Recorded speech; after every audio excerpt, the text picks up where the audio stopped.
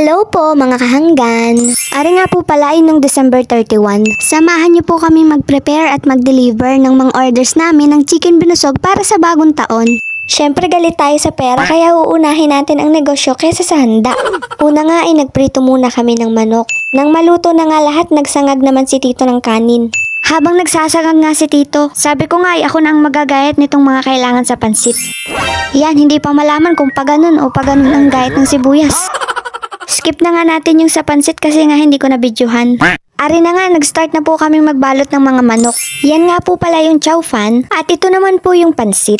Ari na nga at natapos na po naming maibalot lahat. Kaya nag-start na din kaming mag-deliver. Syempre kasama na din dito ang stroll. Pan-north nga po pala ang una naming pinuntahan. At ito na nga po ang aming first stop sa may barangay Subaan. Dito nga lang po pala ito sa mga kamag-anak namin, mga San Jose. Sunod naman ay dito po sa Victoria sa may barangay Makatok. Kaya pa ba? At ito na nga po ang aming second stop. Siya nga pala mga kahanggan. Pumasok nga po pala kami ng kuya ko nung first year college dito sa may Minskat, Maine. Kaya may mga naging kakilala po kami dito sa Victoria. Third stop ay dito naman po sa may Bagong Buhay. Dini nga po pala kami nag-deliver kina Dad, ang aking tatay-tatayan since 2016. O diba hindi man lang umiti. Sabi ko nga sa kanya dyan, siguro kung alak ang katabi sa picture baka kita lahat ng gilagid. Papunta na nga kaming nauhan nito, may nakita po akong ganire. Pagpangit,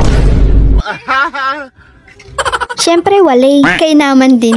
Next stop ay dito naman po sa may Gamaw. Ang kanto nga po pala nito ay sa may boundary na ng Kalapan. O diba sabi sa inyo may kasama itong stroll eh. Dini nga po pala kami nag-deliver sa aming panganay na kapatid. 4 na chicken nga po pala ang dineliver namin dito. Umuwi na nga kami at ang next naman ay yung malalapit sa pwesto. Dito po sa may Kalubayan, Lioteboro 2, Okay, thank you.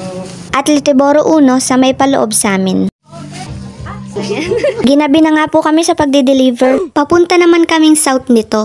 Dito po sa Bayuin, 1, 2, 3. Katiningan, Happy New Year. 1, 2, 3.